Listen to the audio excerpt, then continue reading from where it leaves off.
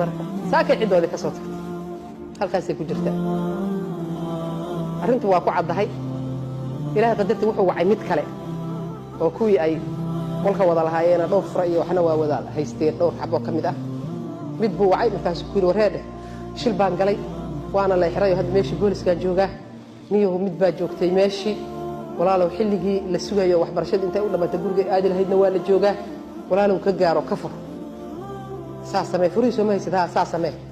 ani xilli soo deynaya kama warqabo dib baan geystay waa xirana waaye wuu soo orday kii kala soo baxay kii aad farxsan uu yiri ma sha Allah fariisad bacaa meel ku fadhida kasi qaraabada taradir la meesha walba la isla ogaa la isla lahaay wuu soo kacay albaabkii buu iska soo furay ka soo galay ya Allah ma dhaxad maxaa dhacay wuxuu soo galay albaabkii xirayba qoftii ayadana soo fariisato tiri midha cashadii baa la soo wadaa